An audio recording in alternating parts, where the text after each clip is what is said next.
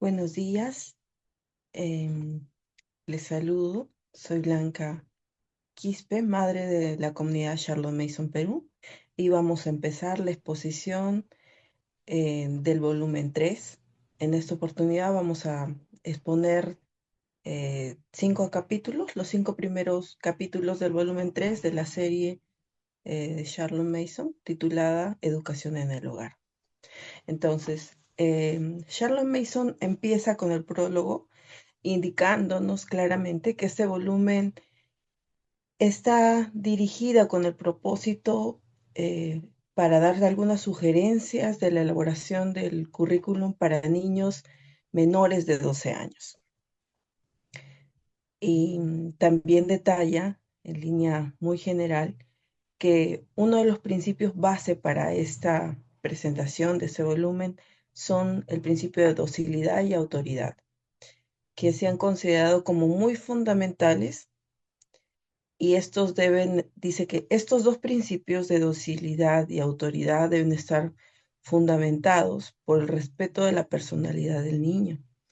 Y para asegurar que así sea, dice que nosotros tenemos que tener en cuenta que cada uno de nuestros niños son tan propios o tan particulares, ¿verdad? Y que nosotros debemos de darle el debido respeto, asegurándonos nosotros también de tener y adoptar lo que sería la actitud de inactividad magistral.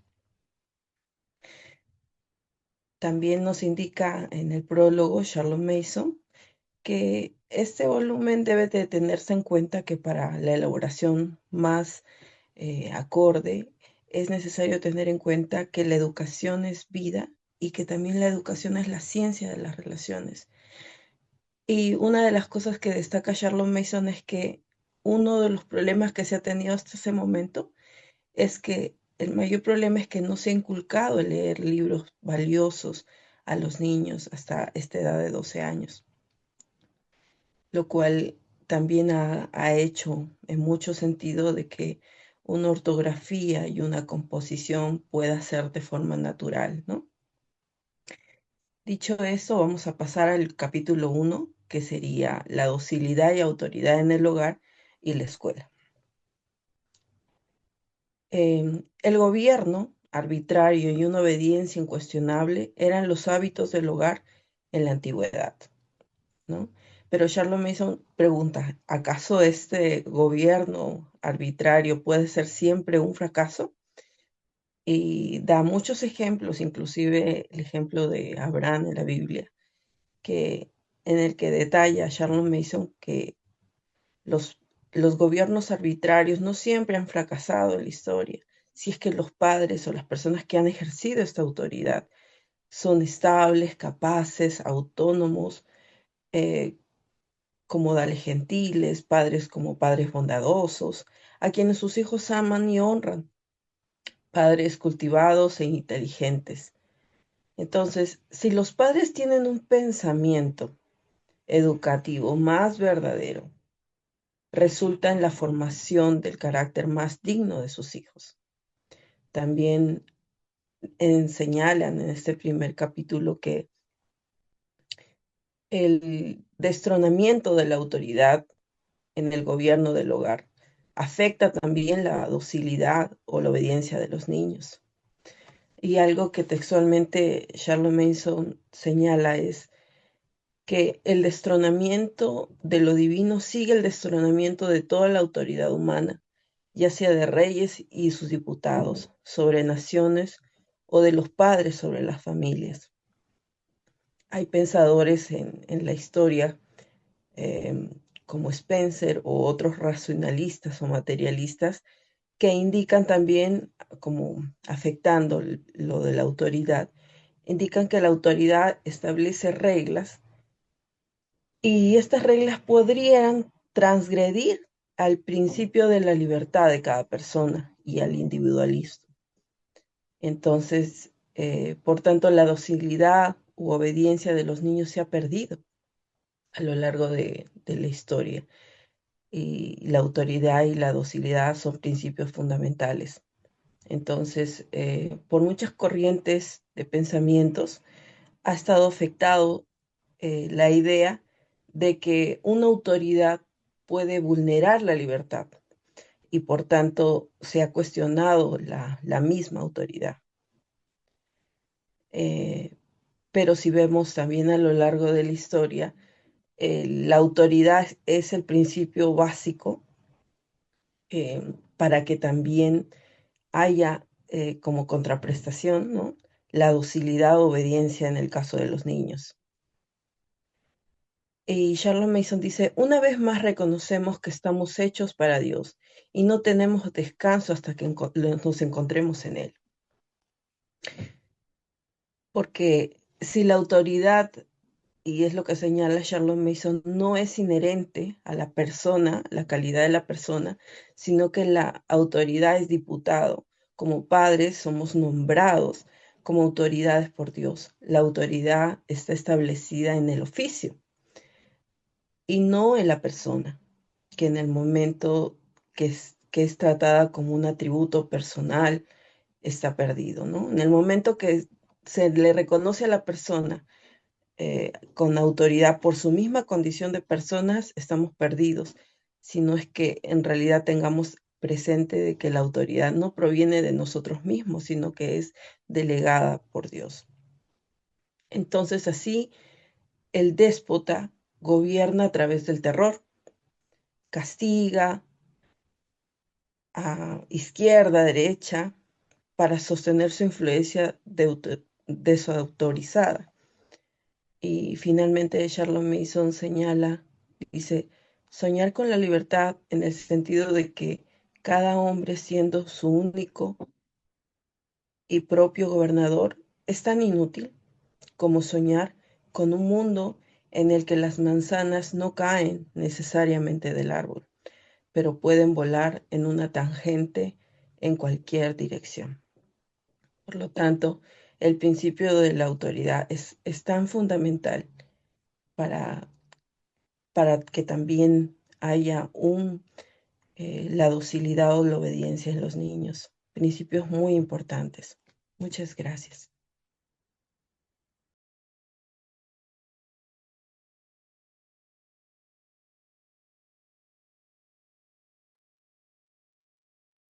Y continuando con el principio de la autoridad, vemos que el segundo capítulo habla de la docilidad y autoridad y cómo se comportaría la autoridad. Tenemos un riesgo de caer en errores por principio cuando nosotros tenemos los principios y queremos tener un gobierno, una autoridad sobre nuestros hijos. Y Charlotte Mason empieza con describiendo la vida de un autor que describe a su madre adoptiva, que muchas cosas no le permitía por querer tal vez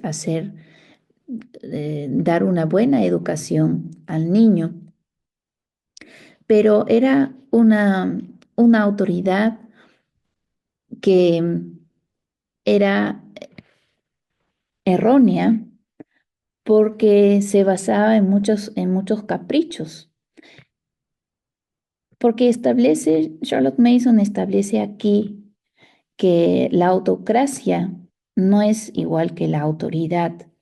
La autocracia es justo lo que habló el capítulo anterior, que la autoridad tiene que venir de Dios. Y la autocracia es lo contrario, es autosostenida, autoderivada y por ende es caprichosa y se mueve con los sentimientos de la persona que lo ejerce. La autoridad, en cambio, es algo que nos ha dado el mismo Señor. Cuando el mismo Señor Jesús nos dice en la Biblia, yo no he venido a hacer mi propia voluntad, sino la voluntad del que me envió. Y Charlotte Mason dice acerca de esto, esa es su comisión y la orden permanente de su vida, y por esta razón habló como quien tiene autoridad, sabiendo que él mismo era comisionado y respaldado. Entonces vemos que es un buen gobernante. Un gobernante no debería permitir indulgencias a los niños. No es alguien que simplemente por sus emociones se deja convencer por lo que dicen o piden los niños, sino que cumple un precepto apostólico, como dice en Romanos 12, versículo 8, el que gobierno, hágalo, que lo haga con diligencia. Pero también dice Charlotte Mason que ella es lo suficientemente fuerte para cumplir con el otro precepto, que es el que muestra misericordia, que lo haga con alegría. Entonces lo que necesitamos es una clemencia oportuna y ceder oportunamente.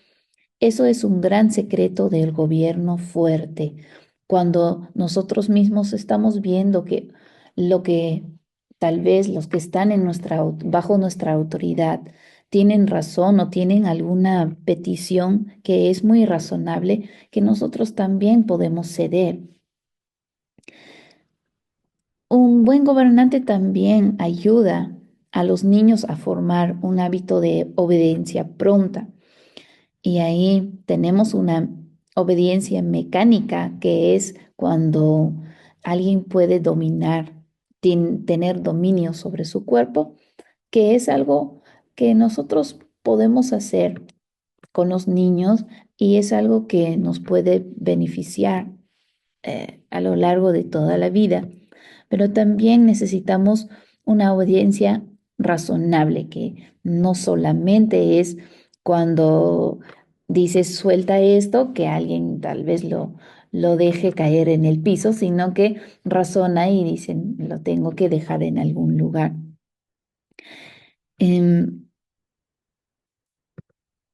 Necesitamos como padres tomar ciertas decisiones y no dejar esas decisiones a los niños, porque el esfuerzo de la decisión es un esfuerzo demasiado grande si se tiene que repetir, si para algunas decisiones muy sencillas como a qué hora los niños se acuestan, a qué hora tienen que comer, qué es lo que tienen que comer. Nosotros como padres debemos ser suficientemente fuertes para decidir esas cosas para los niños, para aliviar eso a los niños. Ellos sí deberían aprender a tomar sus decisiones, pero siempre es un proceso medido, que no les vamos a dar todo de un porrazo las decisiones que ellos todavía no están listos para tomar. La clave de este capítulo es reconocer que el que nos ha dado esta autoridad para ser padres, que no somos nosotros mismos, sino que viene de Dios. La autoridad, dice Charlotte Mason, es ese aspecto del amor que los padres presentan a sus hijos. Los padres saben que es amor porque para ellos significa abnegación continua, autorrepresión, autosacrificio. Los hijos lo reconocen como amor porque para ellos significa descanso tranquilo y alegría de corazón. Tal vez la mejor ayuda para el mantenimiento de la autoridad en el hogar sea que los que tienen autoridad se hagan diariamente esa pregunta que se le hizo presuntuosamente a nuestro Señor: ¿quién te dio esa autoridad? Y con eso entramos al capítulo 3, que habla de la inactividad magistral, que también se describe como una, un sabio dejar de hacer. Es cuando nosotros como autoridad descansamos en esa autoridad y sin intervenir demasiado en las acciones de nuestros hijos, estamos presentes ahí. Cuando em, vamos a tomar esta posición, digamos, en nuestro hogar, de tener esta inactividad magistral, de no entrometernos en las cosas que, que no son necesarias, necesitamos una actitud mental que tiene diferentes partes. Y el primero es el sentido de autoridad. Nosotros eh, tenemos que tener ese sentido y los niños tienen que sentir que nosotros somos las personas que estamos en autoridad, como en el capítulo que ya hemos hablado, que esa autoridad no viene de nosotros mismos, sino que nosotros tenemos que obedecer a la autoridad.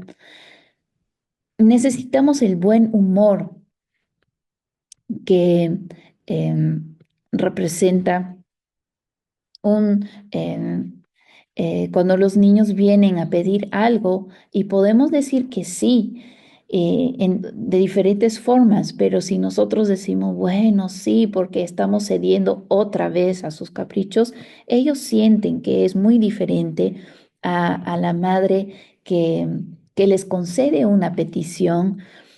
eh, porque simplemente, ¿no? Es como una gracia, algo que ella quiere dar y conceder a sus hijos.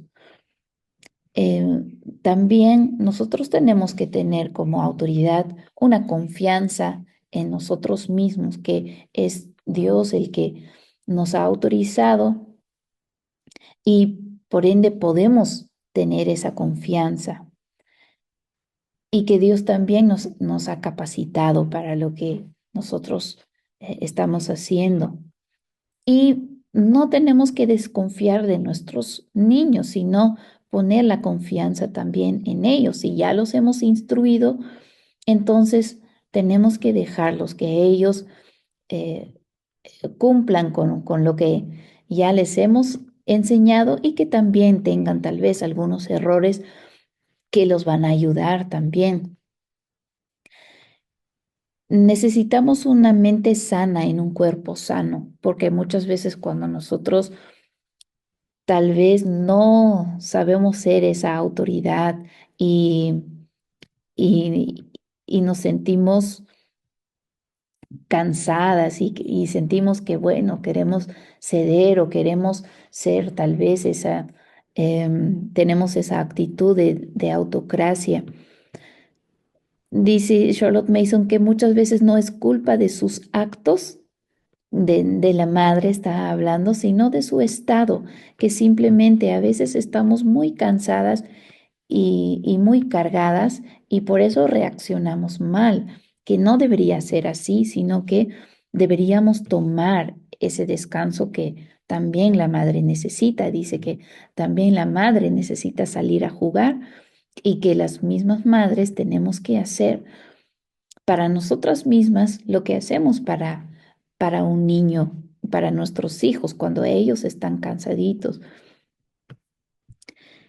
El descanso y el ocio son indispensables para una buena actitud mental, tanto para los niños como también para las madres. Y el fundamento de todo, de cómo podemos nosotros estar presentes en la vida de nuestros hijos con esa inactividad magistral, es la fe. Y esta es una cita de Charlotte Mason que me gusta particularmente, que dice así: cuando reconozcamos que Dios no confía la educación de sus hijos de forma absoluta, ni siquiera a sus padres, sino que Él mismo obra en la formación de cada niño en formas que debemos tener cuidado de no obstaculizar, entonces aprenderemos la pasividad humilde y sabia. Muchas gracias.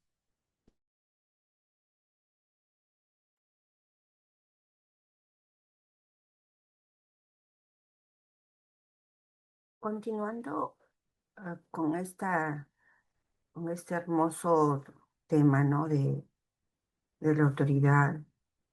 Vamos a ver en el capítulo 4 algunos de los derechos de los niños como personas.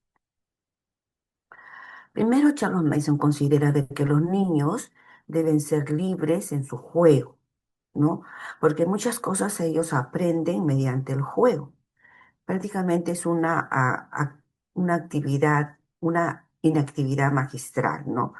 No se rige es algo libre, ¿no? Es algo libre. Otro derecho, ¿no? Charles Mason considera que los juegos organizados no son juegos, ¿no? Es como que se pierde la educación que se lleva cuando se le permite ir por su propio, o sea, no se da libertad a la imaginación de los niños, ¿no? Em, Solamente cumplen lo que les dicen los adultos, ¿no? Entonces, otro aspecto es el derecho a la iniciativa en el trabajo. No, aquí menciona Charles Mason de que el niño, el placer que los niños tienen en hacer cualquier cosa que puedan hacer a su forma, a su manera, ¿no? Eh, que le permite un espacio donde ellos puedan imaginarse eh, de pronto algo de reciclado, por ejemplo, ¿no? O de pronto un juego de fantasía, donde puedan ellos difundir o exponer su fantasía, su imaginación, su pensamiento, sus ideas, ¿no?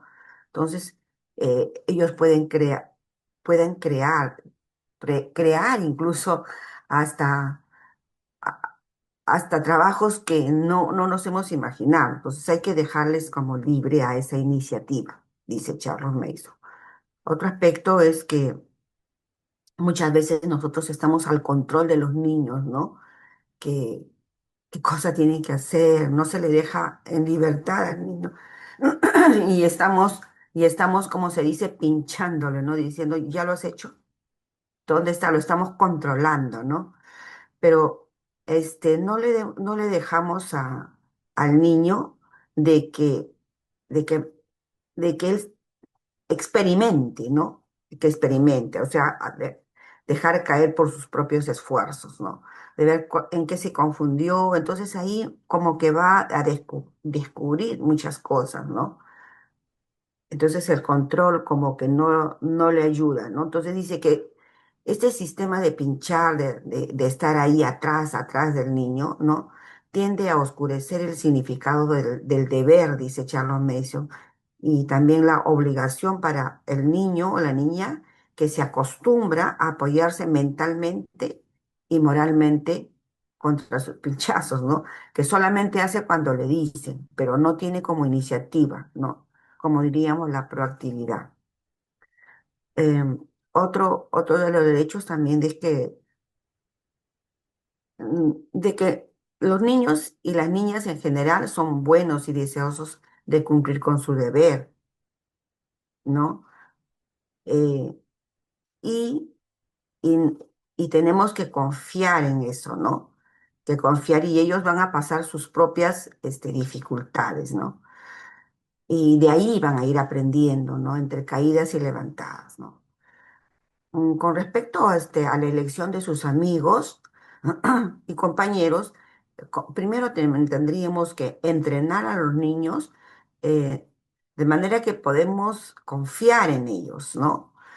Eh, y, y también porque ellos cuando van a tener amigos de pronto no adecuados, pero ellos como están formados con estos principios, entonces como que van a evaluar y con confianza van a venir y van a preguntar que mira esto o cuál he observado de este amigo, ¿no? Y ellos van a decidir que está bien o no está bien. Porque si nosotros incluso hay veces, como mamás controladoras, tratamos de evitar que se junten con malas influencias, se podría decir, con chicos, ¿no? y le decimos que no, ese niño no está bien. Entonces, como que inconscientemente le estamos, o sea, indirectamente lo estamos empujando a que el niño pueda, continuar, como que se compadece de su amigo, que pobrecito, ¿no? Entonces, como que no ayuda, ¿no? El estar atrás, mejor dejarlos libres y de tener que confiar, ¿no? Y luego el niño, como ha establecido confianza, va a empezar a hablar. Otro aspecto es también entrenarlos para que gasten su propio dinero, ¿no? Entonces, ellos van a tener, con lo poco has sido fiel, en lo mucho te pondré, como dice la Biblia. Entonces, con lo poquito que tienen, ¿no?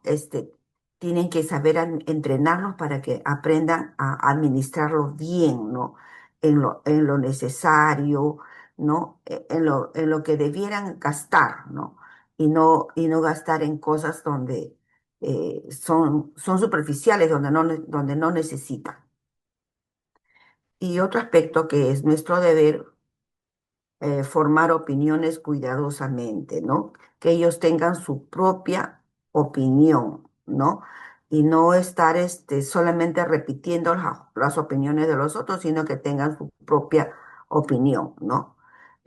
Por ejemplo, también menciona, ¿no? Sobre todo que darle ese patriotismo, ¿no? Y sean instruidos en los deberes de la ciudadanía, pero tener cuidado de no estar, influyendo o haciendo que piensen para que puedan ir a un partido político, ¿no? Lo que sí en la ciudadanía, pero no en lo otro. En la medida en que una gracia es el resultado del entrenamiento, ¿no? De charlas agradables sobre principios generales de conducta y sabio dejar hacer en cuanto a la práctica de estos principios. El niño va a ir aprendiendo, ¿no? El adolescente se va haciendo más seguro en su identidad y es muy importante la preparación. Gracias.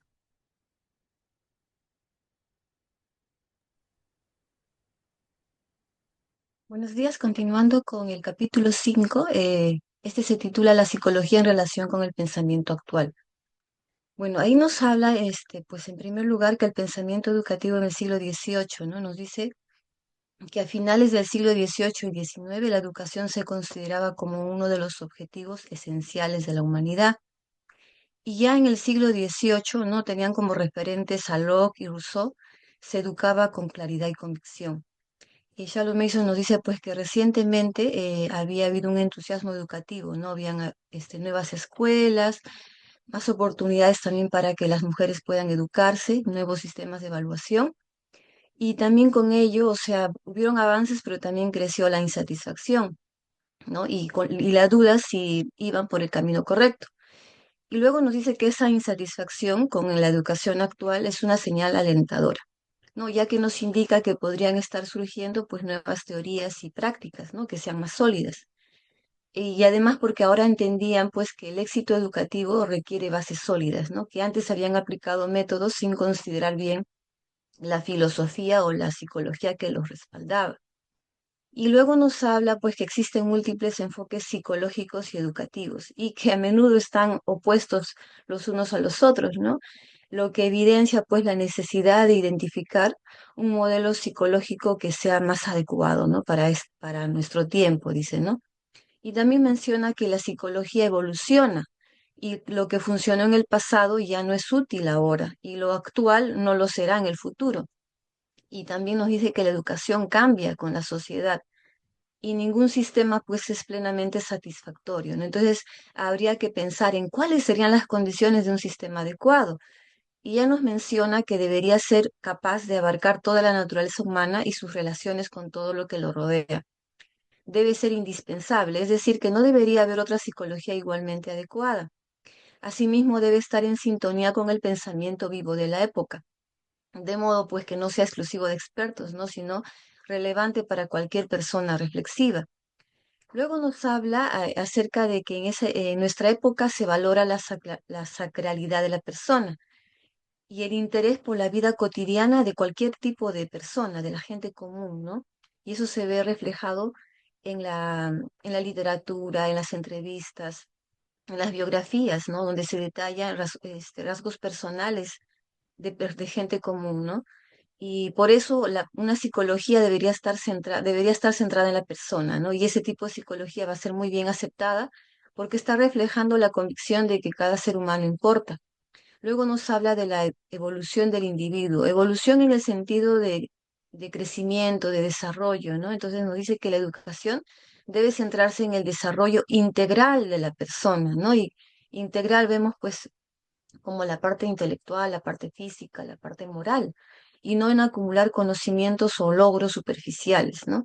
Y una psicología que la guíe, o sea, que realmente esté acorde con este pensamiento, debe atender las verdaderas necesidades humanas y promover el crecimiento en todos los aspectos, ¿no? Luego nos habla de la solidaridad de la raza y nos dice que es otra fuerza que impulsa el progreso humano. Y menciona a un poeta, Walt Whitman, que expresa pues el empatía con todo tipo de personas, ¿no? No solo personas reales, también personas imaginarias. Y extiende esa fraternidad tanto al pasado, valorando las culturas antiguas, y también se extiende, ¿no?, al futuro, confiando en el progreso humano. Entonces la psicología que esperamos debería reconocer esta influencia también educativa, ¿no?, que es muy clave. Y finalmente nos dice pues que el pensamiento más valioso es el pensamiento común, y que eso refleja lo que muchos piensan, ¿no? Dice, pues al revisar corrientes psicológicas no somos críticos, sino herederos que reconocemos que cada reformador aporta una parte de la verdad, aunque parezca contradecir pues a otros, ¿no? Ya que la verdad como una puerta de campo nos dice que oscila antes de estabilizarse. Y nuestra tarea, pues como pensadores moderados, es equilibrar las posturas, buscar lo que otros no vieron y valorar el camino recorrido. Muchas gracias. Bien, y continuando para concluir este capítulo 5, Charlotte Mason hace una crítica a la filosofía que estaba marcando, por así decir, la educación en ese momento, que como ya lo mencionó Victoria, corresponde a la filosofía del empirista inglés John Locke. Entonces, ella critica, o sea, ya que Locke no consideraba al hombre como persona, no consideraba su mente o su alma, sino que como padre del empirismo, él consideraba que el ser humano era como una hoja en blanco y todo lo que se podía aprender era a través de los sentidos y el razonamiento que se podía hacer de eso que se experimentaba. Entonces ella dice, Locke inventó la pestilente falacia que tal vez ha sido más perjudicial que cualquier otra para la causa de la educación, la falacia de las facultades de la mente, porque basados en esa idea de esas facultades de la mente, se estableció por mucho tiempo y ella lo reconoce incluso en las personas, digamos, bien educadas o de alta sociedad en esa época, como un currículo, esto es lo que un caballero debe saber, pero se anulaba totalmente a la persona, no se daba la posibilidad de que la persona desarrollara su individualidad, ¿cierto? Que aprendiera, que su pensamiento se expandiera, sino que se daba como esa fórmula o esa receta única para educar. Y es algo que, como ya lo hemos visto, pues es algo que no es conveniente. Y es tal en la influencia, ¿sí?, del pensamiento de Locke, que luego Charlotte Mason nos habla del profesor James de la Universidad de Harvard, que desarrolló todo un compendio definiendo la psicología como una ciencia natural. Entonces, él decía que era fácil poder describir toda la acción del cerebro, ¿sí?, como un proceso fisiológico de causa y efecto. Aun cuando hoy en día, pues por la neurociencia podemos explicar muchas cosas, pues sabemos que eso no es suficiente.